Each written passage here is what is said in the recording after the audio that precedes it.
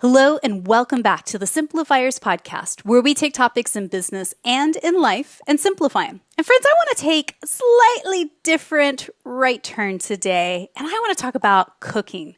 Let's be real.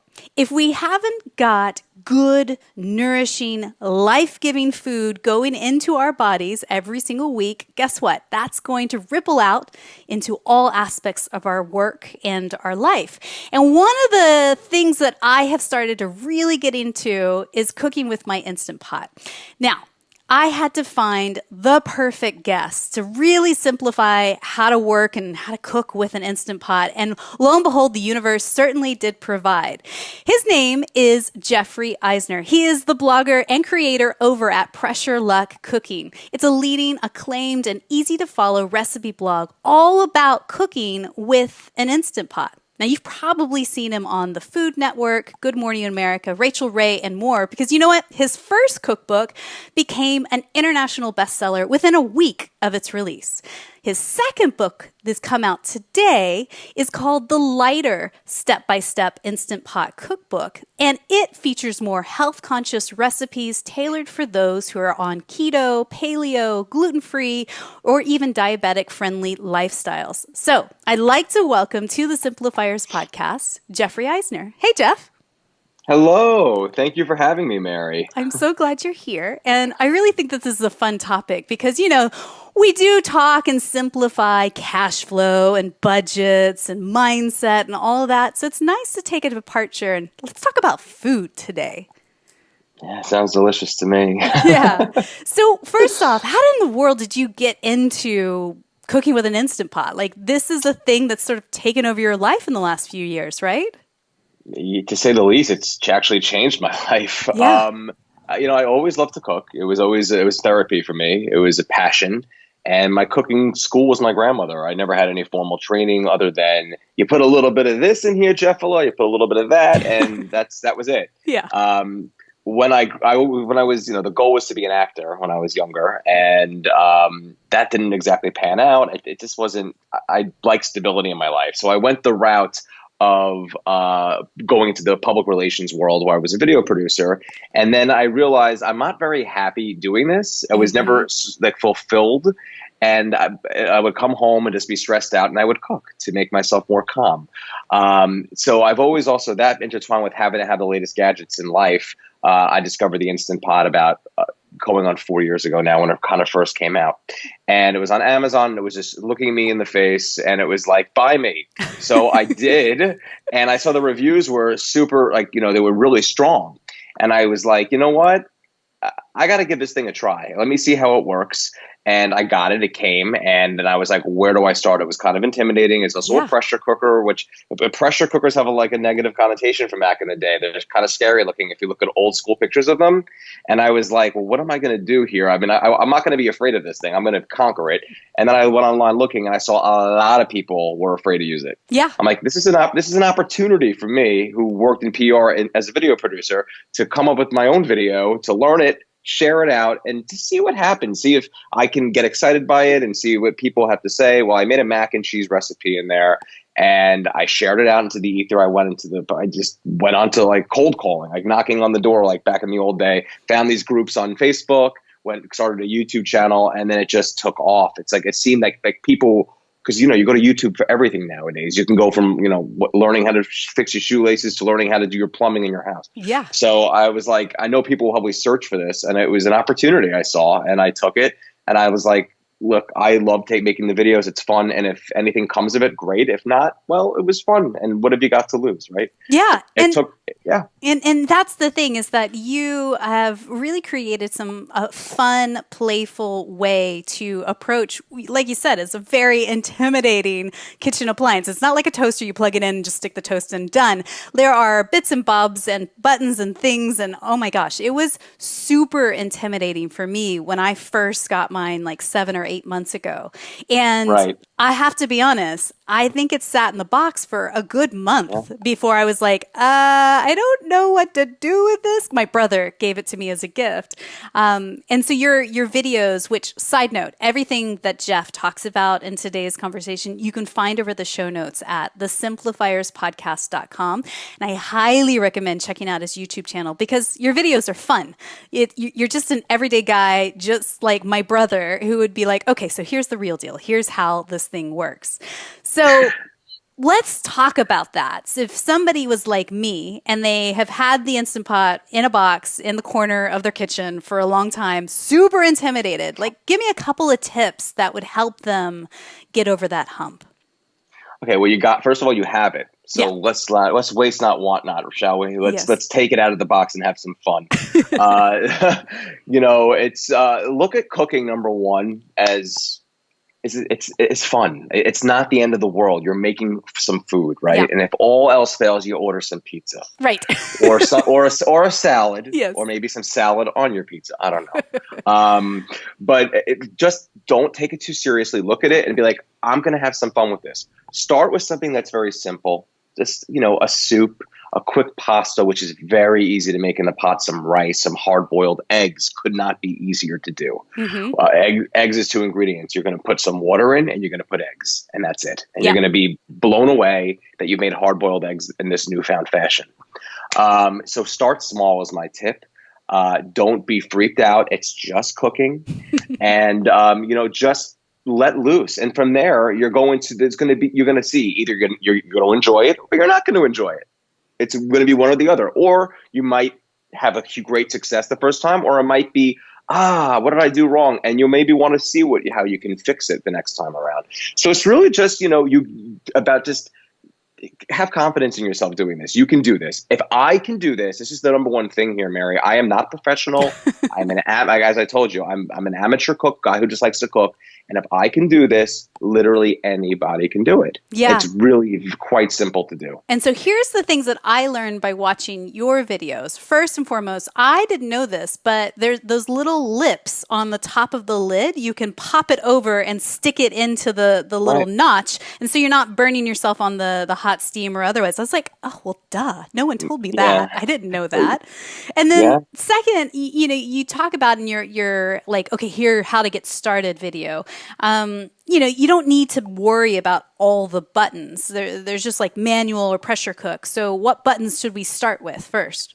That's the thing about the Instant Pot. Like the most, I think, intimidating thing about it are all the buttons. Right. And forget. And I say in my book, forget them. Really, don't pay attention. A lot of them they're just presets.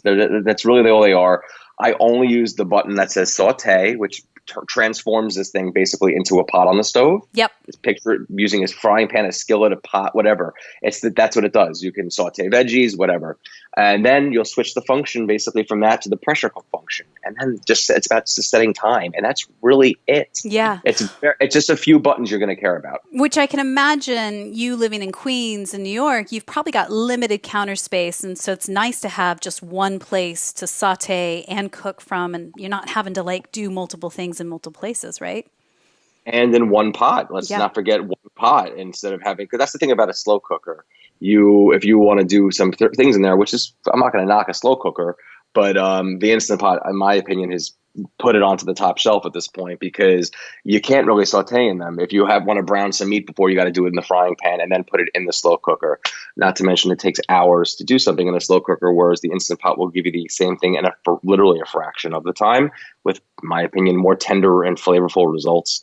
It's just about convenience, and as it's all about simplifying here, and that's exactly what this is. Yeah, and I at the beginning thought, oh, do I need to buy all the accessories and the things? And I'll be frank, I actually bought some accessories that were on half off sales or whatever. But then I realized I don't need all the stuff. I just need to get started. And so the first recipe I started with was literally how to cook rice, plain and simple white rice. And when I got more confident just doing that, I was like, well, I could probably make quinoa. I could probably make soups. I mean, it does require a little bit of baby steps to get that confidence, right? 100%. It's like with anything, you want to start small, Don't be too, I could be a little ambitious at first. I think the first thing I made was a mac and cheese. I think the second thing that I like attempted was like pot roast, which is still not super ambitious, but for, some people are intimidated with the thought of making meat in a big roast, Right. but it's the easiest thing in the world. But it's exactly that, really. Yeah. Yeah. So your first cookbook was all yummy, super flavorful foods that are like comfort foods and things, right? So the second book is all about cooking lighter. So what does cooking lighter look like for you these days? Like what recipes are you loving right now? Yeah. Well, cooking lighter to me, it's such an ambiguous term, really, because I want a million people wanted a book that had keto, I wanted paleo, gluten-free, dairy-free, low Right. carb, everything. So I'm like, those are just separate volumes in themselves, and I'm like, I'm only going to do one lighter book, and I'm going to make it umbrella everything as best as possible. So that's the thing with if you're on keto, you can have bacon and heavy cream at every meal, right? And cheese and nonstop if you want. And you can slather it all over meat. It's fine, right? But if you are paleo, you can't have any cheese whatsoever, Right. and you can have plenty of sweet fruits. But on keto, you can't have too many of the sweet fruit. It's just a whole thing. So in order to make everybody happy with the book, I specify which recipes are which lifestyle compliant. And if it isn't, I'll put a little plus sign saying how you can make it lifestyle compliant that way. It's so, you know what I mean? So like in terms of like food itself, my mission with this book was to show you that eating lighter in general doesn't mean you have to sacrifice literally a lick of flavor for anything, because there's always substitutions that because if you think of a recipe, it's like an ensemble of characters, right, that go into it. Since they're all working together, there are certain things you won't even know that you're not putting in, versus if it was more of a comfort type recipe, which that's certainly known for doing as well. So, in the book, you have, for instance, crispy kale rice. I'm not interested in kale typically. It's not really my favorite thing in the world. But if you're going to give it a little bit of like a nice little crisp in the pot and then toss it with some brown rice and some mushrooms, which I happen to love. If you don't like mushrooms, don't add mushrooms. And if you want to give it a little bit of a sweet like flavor to it, like by adding some coconut aminos, which is a fabulous substitute for soy sauce, less sodium than that. And it's gluten-free. No, there's no soy in it. It's little things like that. And then actually in the book, I also, in the introduction, list an entire pantry that I suggest you have, all easy to find ingredients. No, I'm not sending you running to the craziest health food markets to find these things. They can be found in pretty much any market or our friend online. Yeah. And maybe that's the fear, and I'll be the first to raise my hand. I think if you have gotten used to making kind of packaged processed foods like mac and cheese in a box or, frozen meals for convenience, and now you're moving back to whole foods that don't come in a box and aren't, super chemical processed, it can be scary because it's like, oh, right, we're using real ingredients here to make the same things that are 9 times more healthy, more likely, and more flavorful and actually nourishing too, right? Yes, absolutely, indeed. It's exactly that. And like, it's like if you look at a box of mac and cheese in a store and you see, it's like, it's a little horrifying to read the label sometimes. And you're better off, even though you're putting like a bunch of cheese in there and dairy and all that stuff, you're much better off making it yourself if you're going to do it. And it's going to taste 1,000 times better. It's one of the easiest recipes also. Granted, it's hard to find a light mac and cheese, I'd say. But look, there are options if you wanted to do like use low fat cheese, or even like a vegan cheese instead. You can make it happen. And see, I'm curious what your thought process is on this, but for me, I am a vegetarian, though I'm not a diehard, but I always look to 80-20 rule. 80% of the food that I put into my body every single week, super healthy, clean, whole foods, yummy stuff, green leafy vegetables and all. And 20% could be the mac and cheese, could be a little bit of bread, it could be this, that, or the other. And I mean, how do you go about eating and cooking lighter for yourself? That's exactly like the best way, in my opinion, to do it. Like you shouldn't deprive yourself of the comfort things in life. Right. You shouldn't, because you're going to just one day, if you're, let's say you're like, I'm going to go on a diet, and I hate that word, I really do. And you're like, I'm just going to eat this, and this today. And like, and then for the next months, 2 months or whatever, when the time comes and then you're at a party or whatever, and you're like, I've reached where I'm happy where I am now. And then like, I could eat whatever I want again. And it's like, then the pizza's there and you eat that, and the Chinese food's there, you eat it all. Like, you know what I mean? Like when it just, all that hard work is kind of goes away. It's so much wiser and more satisfying and sustainable to, like you said, 20% comfort in my life, and then the rest of it I can be healthy. It's about just fitting it in at appropriate times and while you're doing it. And that's, to me, the key to sustaining like a happy body and a happy attitude and outlook on life. Totally, totally. And so you're not in that constant shame cycle of binging and binge deprivation. Right. You're changing your relationship with food altogether, and also with cooking. And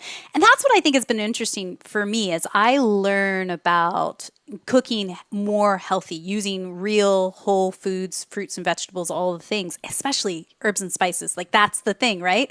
That's your gig altogether. It is a game changer. You take the fear out, you experiment and play, and food doesn't become this evil thing that you're, grappling with and push and pull and all that. It becomes more fun, right? 100%. Absolutely. I think what's exciting about it is that once you try something that's lighter and you realize that, that you're controlling what you're putting in, and you're making that saying, instead of using sour cream, I'm going to use some Greek yogurt. It makes a difference. It really does. And then you see how delicious it can taste. You'll tell yourself, well, I could do this. I could eat like this. And then it's rewarding. It feels good. And you feel better when you start to slim down a little bit from doing that. Now, of course, that being said, you can eat as light as you wish, but it's all about portion control, because if you eat the entire pot, it's still, you know what I mean? Yes. You have to control yourself. So just because something's lighter doesn't mean it's okay to eat it all, the entire pot that you just made of food. It's about portioning it properly. Yeah, and I remember you talked about like what was it, the anagram for deep lifestyle. Yes. Let's walk through that real quick. Yeah, I call it living deeply, exactly deep, because who doesn't like a nice anagram, right? Or whatever we want to call it. Yeah, anagram. D is for determination. You have to be determined if you want to do something like this. The first E will go for exercise. I think it's important. Now exercise is a very general term, and some people just don't even want to hear it, and I understand. But exercise counts if you literally walk around your block one time a week. Like totally. That's exercise. If you weren't doing it before, guess what? It's progress. And then as you continue to do it more, your body will get used to it more, and you could do it a little bit more. Of course, it could also range to something as crazy as waking up at 5 a.m. on a Sunday and doing, CrossFit, whatever works for you. It's just something works, anything. The other E would be for eating wisely, like being mindful about what you eat and when you do it. You don't want to eat something at, right before you go to sleep, because you're going to wake up in the morning and feel like there's a brick in your stomach, and it's going to offset your day, as in like, why even bother? I already feel like I've screwed up. Yeah. And you just eat it's a lot of it has to do with that mentality. It's just think before you eat, and then P is portion control for deep. And it's like we just said, you have to just really just be mindful about how much you're eating. And eat slowly. That's my biggest downfall. I can shovel food, and then you have to just be slow. Like, it's a perfect time to do it when you're, when you have company, of course, because you can have a conversation, put the phone down for a second, things like that. Answer an email in between if you're by yourself.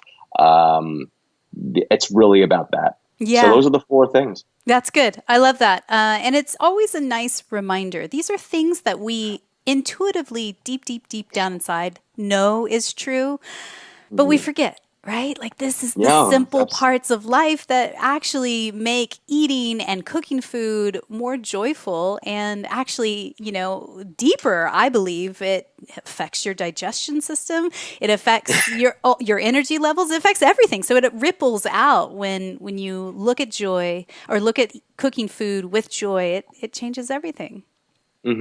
I agree. So let's talk about our pantry. So, given the recipes in your cookbook, what should we stock in our pantry as staples specifically for pressure cooking? For pressure cooking specifically, the number one rule is no liquid, no pressure. You need to have liquid in a pot, enough of it to come to pressure. Because the process is that, it's essentially just boiling water or any kind of liquid that's in there, and that it gets to the point where there's nowhere for it to go because the lid is securely put on there, and that's what it's almost like a little tea kettle. Then a little pin will pop up in the lid, it'll lock, and then it cooks. Yep. So liquid, and so that being said, broth to me, it always adds more flavor to things. Now, whether this be any kind of broth that you love, like if I love this product called Better Than Bouillon, it's great.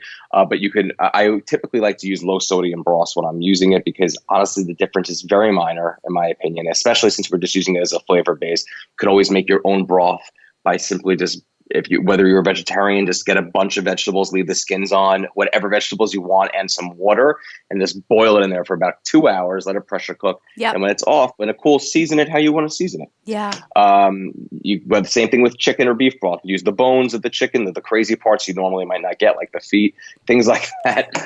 You would use to make something like that. So broth is super important. And another thing, the suggestion you had there of Better Than Bouillon, I swear, you guys, this is the jam. It is so good, so flavorful, and it has vegetarian and non-veggie options. And also, I like it because it's small. It doesn't take up a lot of space in the pantry, whereas if you're buying big jugs of broth, it can take up a lot of space. So, yeah, so that's true. A secret ninja trick there, for sure. It's great. Yeah. Great. What else do I need in my pantry? I think you definitely need some seasoned salt, because to me, seasoned salt is I think it's my go-to seasoning. It's less sodium than iodized salt, than regular salt, by a bunch actually. If you look at the labels between the two, it's less, and has a lot more flavor going for it as well. It's not spicy. If we're going to name brands, I don't have a partnership with this brand or anything, but I love Lawry's. It's like the classic, and you can find it like at any market. It's like, if I have to pick like one spice, it's going to be that for pretty much everything. So definitely have some of that on hand. Of course, you want to have it's important, whether you're following dairy or not dairy with your life, have some element of that, whether that be a milk or like a half and half, or a non-dairy milk, like an unsweetened almond milk, cashew milk. Don't get one that has like the flavors like vanilla or sweet, just because it'll substitute for milk. Yeah. Speaking of which, we'll never pressure cook most dairy under pressure because it can curdle, and you don't want to do that. Like cheese, you add that at the very end. But non-dairy milks you could add prior because, well, guess what? There's no dairy in it. Yeah. And I explain all this in my book as well. So I would say those things are very, very key to have for sure. And just always have it on hand. Have some rice, have some quinoa, some beans. You can have some eggs. Any of those things are just important to have in your pantry at all times. And I go into this in great detail in the book, and I give you a list. Literally, if you ever want to go to the market and stock your kitchen, it's there. Yeah. Those are the key basics. And you know what I love about the book in particular is the way it's laid out. The table of contents, you can quickly look through all the recipes, see which ones are keto or vegan or vegetarian, and it's very easy to follow. And then anything that isn't vegetarian, for me, I just swap out, like say if it's a beef stock to a veggie stock, you can always make substitutions. But when it comes to stocking my pantry, what I have been doing lately is if there's one thing on your list that I don't have, I just add one thing in my shopping cart every single week. So I just build it slowly over time. But yeah, like my key go-tos are big bags of dried black beans, rice, quinoa, things like that. And same with the spices. So if I don't have, bay leaves or thyme or whatever, I just build it one at a time, one per week as I go on. So I build the pantry. Yeah, that's a very smart thing to do. Very smart. And wholesale clubs is a great place also to stock up on these things because they're going to last you forever. It's a better price with how much more you're getting. Yeah. And they have a, yeah. Yeah. And, another tip that I just thought of, no matter where you are in the world listening to this, it's more than likely sure that you've got a Buy Nothing group, BUY Nothing. Again, the links are all in the show notes. And that is such a brilliant resource. So if you find Buy Nothing Manhattan or Buy Nothing Phoenix or Buy Nothing Paris, you can actually put out onto the Facebook group, hey, I'm in search of new spices for my pantry. And people in your neighborhood or in your area say, hey, I've got a whole pantry of spices that I'm not using. You can pick them up for free. So, think about things like that are just clever. So you're not having to fork over a lot of money to do this stuff. It can be very, very simple. Those are awfully nice people. Yeah. And it's amazing. Trust me, Jeff, amazing. I trust you. So talk to me about cooking for picky eaters or kids. What advice would you give parents? Don't tell them what's in it. No, but seriously, I mean, you have, obviously, if there's an allergy, you should, of course, always be mindful of that. But in all honesty, that's a rule I have. Like, as long as they're, it's not going to violate a dietary restriction or a religious thing, like being kosher or whatever. Don't tell them sometimes what's in a dish. Just say, try this. And I'm telling you, 9 times out of 10, they won't even realize that, like, let's say they hate cauliflower, because let me tell you something, in the lighter book, cauliflower is one of the best substitutes for potatoes. And because, potatoes are full of starch and they're amazing. You could do a million things with them. But when it comes down to them being soft, when you a mashed potato, or like a chowder where sometimes we have potatoes in there, when it's cauliflower and it's softened, I don't even like cauliflower, by the way, when it's on its raw state. I'm not into it. But when it's cooked and it's softened up, it's an amazing substitute. Oftentimes with a soup, like my cream of cauliflower in the book, we do a pureeing step before we even serve it. So you don't even know it's really in there. It just becomes part of the soup. And when it seasons up a little bit, you don't even realize. You just say, honey, try this. And, if you're a soup lover, because let's get real, who doesn't love soup? Just try it out and then don't tell them. And then they're like, guess what? You just ate cauliflower or something like that. And they'll be like, what? Yeah. And I think that in that moment, it gets people excited about it. Like, wow, I like cauliflower. I didn't realize I liked it. And, that happened to me the first time when I ate escargot. My parents were like, of course, that's not the healthiest thing in the world, but they were like, they wouldn't tell me what it really was. And I ate it and I was obsessed with it. And like, you just ate snails. And I'm like, what? No. So that's the way I look at it. Truly. It's like, just try it out. Trust me. You're going to enjoy this. If you cook, especially if you're the cook in the household, what choice do they have anyway, right? Like, you're cooking for them. So it's like, give it a try. And if it's, I feel like kids nowadays, I don't have children, but I have a niece and nephew, well, two nephews now. And they're so impressionable at such a young age with food and they can become picky, just like that it's like incorporated earlier if you can. And I think they'll eventually take to these things. Yeah, I think you're right. Yeah. And I had read somewhere long time ago that your taste buds, the actual cells on your tongue, change every 7 years. And so things that you thought as a child, ooh, I don't eat avocados, or ooh, I don't eat cauliflower, or whatever it is, you actually might be surprised. You might actually like it now, because I'm still on the hump of, I don't know if I can eat olives and brine foods. Like, it's just not my thing. But maybe if I'm open-minded and try it out, then who knows, Again, that goes back to what you were saying earlier of just having fun and experimenting with it as well. Yeah, and I think if you want to eat lighter in general, you need to be a little open-minded. You can't be super stubborn in your ways, because if you're making the choice to eat lighter, you have to be a little open-minded as a result of it. No, it's not going to be like going to the drive-thru and getting like a triple cheeseburger. That's not what we're doing here. But it doesn't mean it's going to be any less satisfying on the taste buds or the stomach. You're going to feel. It's really about just, and I think I know this from my own experience. Trying new things and trying food and then realizing what I'm putting in my body is way better for me than if I were to have gone to the drive-thru or to eat a super like indulgent dish. Yet I'm just as satisfied after eating. I'm going to make the choice to go that way, especially if some results when I look at myself in the mirror. It pays off. It really does. Yeah, and I really appreciated reading in your book. You talk about in your introduction your own weight loss journey and wellness journey for that matter.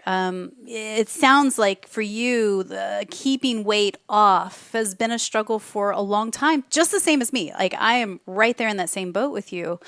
What have you learned along the way, like that you wish you knew earlier on when it comes to eating lighter? I think that that it's about really finding the balance and to remind yourself the other stuff will always be there. It's not going anywhere. Yeah. Although when the pandemic began, I got a little freaked out when all my favorite Chinese restaurants were closed for a period of time. I'm like, oh my gosh, like if I had known, I would have eaten this the last 3 months straight. Yeah. But no, thankfully, a lot of them have come back. Yeah. But no, it's about telling yourself the food, the pizza, the egg rolls, they're always going to be there in the future, and you can reward. You know what I mean? So it's like it's not going anywhere, and you can have that, and you can certainly eat it, and it's just be a little more mindful. If you know that you're going to have some grand, fantastic family style meal at an Italian restaurant and do it up with all the carbs and the amazingness, as you should if you're doing a meal like that, right? Plan for it. Just eat lighter that week. And guess what? Don't starve yourself by any stretch of the imagination. Just make more light conscious efforts when I am lighter, when you're eating more, when you're planning something like that in your life. And I think that's what keeps it sustainable, and that's what keeps us happy. And it reminds me also of, I don't know did you read that book, Atomic Habits by James Clear? He talks about that in particular of as you're changing habits to something that's more life-giving, it's a matter of repetition. So for me, 4 months ago, I would have been like, you're not going to get any kale into my body anytime soon. No way, not even hiding and sneaking it in. But I've just started experimenting with cooking with kale or green leafy vegetables, collard greens, all of that. And actually, I love it. Like I'm so a kale person now than I ever was before. And it takes that repetition of experimenting, trying new dishes, seeing what you like. And your taste buds also do change along the way, right? Yeah, absolutely, 100%, definitely. I really do, and I agree with what you said about the taste buds. I think they definitely do shift. Yeah. It's just there's a lot involved in it, and it's just at the end of the day, it's food. Let's just tell us that. And we should also remind ourselves that what we're eating here isn't if you don't like it, you just don't try. You don't eat it again. It isn't a big. There's a lot larger fish to fry, so to speak, in our lives than worrying too much about how something might taste. So just what have you got to lose other than trying? And of course, know if you're allergic to it or something prior. You don't want to have any issues there. But it just really comes down to what have you got to lose? Try it. So what are your favorite recipes from the second cookbook? There's so many, and my goal, like I said, was that everything had to taste like it wasn't lighter per se. It had to taste like it was a full, unbelievably delicious meal. I love my pork pozole recipe in there, or I should say pozole. I know I was pronounced it. It's more of an S sound to it, even though it's spelled with a Z. It's a fantastic Mexican stew that's very reliant on chilies in there, but not spicy ones. We use ancho chilies, which is essentially just dried poblano peppers. So delicious. I love the chicken cacciatore that I have in there. Truly fantastic. And the way I do mine is I lighten it up a little bit. I use no sodium added tomato, products when I put them in there. And you can always add, if it doesn't taste salty enough or whatever for you, which is, by the way, very rare that you'll ever try one of my recipes and feel like it needs more seasoning, I feel like you can always add a little bit more at the end. Cool. Something like that. And, you're a vegetarian, and I love Indian food, and I have tofu tikka masala instead of chicken tikka masala. Really delicious. And it's just loaded with protein and good stuff in there. I'm hungry now. Thank you. Yeah. You have enticed my taste buds. And if you guys are curious as well, I highly recommend checking this out. His website again is pressureluckcooking.com. And the second cookbook came out today. So you can find that in bookstores all over the world or even at your local bookstore right down the corner. It's called The Lighter Step-by-Step Instant Pot Cookbook. Easy recipes for a slimmer, healthier you. Now, Jeff, I have a few questions as we wrap up. And thank you again so much for your time. I think, hopefully, like just breaking down the fear factor of using this newfangled machine with all the buttons and gadgets. It really is quite simple and really fun to play with. So here are my questions for you. These are questions I like to ask everybody that comes on the podcast. First and foremost, what's one book or blog that you're reading these days that's either inspiring you or poking holes and challenging your belief system? I'm not the heaviest reader, and when I do read, I like it to be really light. Yeah. So I'm having fun right now, and I miss travel so much. Yes. It's been, I think we all are, a great deal. This guy, when I was in Palm Springs a year ago, I found this book of this guy named Charles Phoenix, and it's Addicted to Americana, and it's a super kitschy, fun book with all these like landmarks and stuff throughout the country, and just I love kitschy things, and it's a great escape for me to just have some mindless fun and look at all the crazy things that this country has to offer and to put them on the list to at some point visit them. So that's something that I enjoy. I like to keep things as lighthearted as possible. Sometimes I feel like, especially this past year, it's been kind of heavy on a lot of us. So I like to, I like to escape. Yeah, no, that's what I feel like. Yeah. That's a great book recommendation. And, I think sometimes we fall down the rabbit hole of self-development books or professional books, and it's like, it's just a heavy rabbit hole. It's nice to have something that's light and it gets your imagination sparked in all things. So we'll put the link in the show notes for that book for people if you guys want to check it out. So tell me, who's somebody in your network that you know personally that you just feel is up to brilliant things? We could shine a spotlight on them, and who knows, maybe we'll have them on the podcast one day. I mean, I'm going to say this is because I feel like I was introduced to you from her as my cousin, Denise Silverman. And she, to me, is one of the most, I can't think of anybody who's more of a go-getter than her. She was a huge up-and-coming public relations star in New York back when she was in her 20s. And then she and her husband, my cousin Mike, she married in. Mike is actually my blood cousin. They just upped their life and moved to Austin, where she started and followed her passion with wedding planning industry. And then she quickly became like the top event planning company in Austin. And then she after doing that for quite some time, very successfully, she switched gears again. And now she's into the wine industry. And it's fascinating for me to watch somebody build something from literally nothing, which she's done multiple times. And she's an incredibly wonderful person, so inclusive, cares about everybody else before herself. And she's also very involved with the Texas 4000, I believe it's called. It raises awareness for cancer. It's a big bike ride. I think they do from like Alaska to, is it Texas? I'm not sure. It's 4,000 miles. So that sounds about right. So she inspires me a lot. And when I started Pressure Luck, actually, she was somebody that I kept telling myself, it was inspiring for me that if she did this, maybe I can do something like that for myself. Denise I would say Denise is a superstar. I've known her for probably 15 years now. She is a superstar. So yes, I will link her up in the show notes. If people are curious to learn about Denise and all the things that she's up to, you can click over at thesimplifierspodcast.com and hook up there. I believe gratitude and simplicity go hand in hand. Tell me, what are you grateful for today? I'm grateful that I'm alive. I really am. It's just been a crazy year. I'm grateful for, me and my partner, Richard, both got this thing when everything just stopped in early March last year when no one knew what was really going on. And it was around the same exact time Tom Hanks had gotten it. And I just kept checking Tom Hanks' Twitter every day, praying that he was still alive. Yeah. I'm like, if Tom Hanks is still alive, maybe I'll be okay. Yes.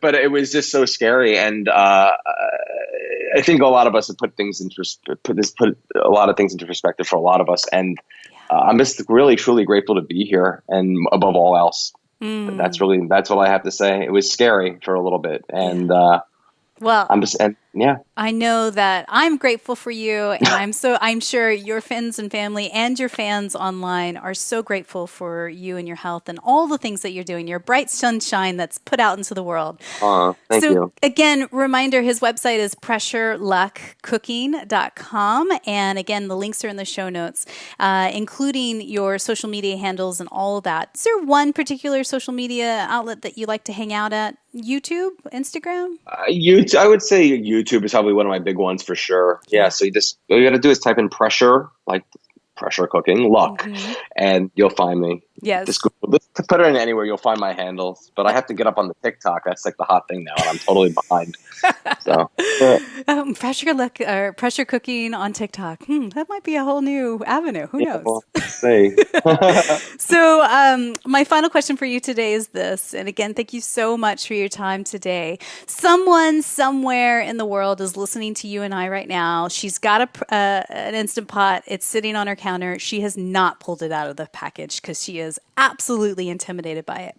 What's one thing you could whisper into her ear right now just to encourage her in this moment?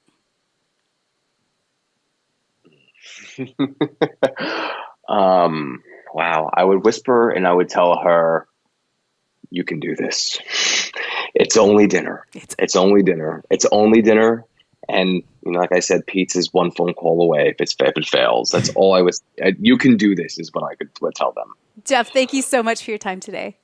It's my pleasure. Thank you for having me, Mary. It was a lot of fun.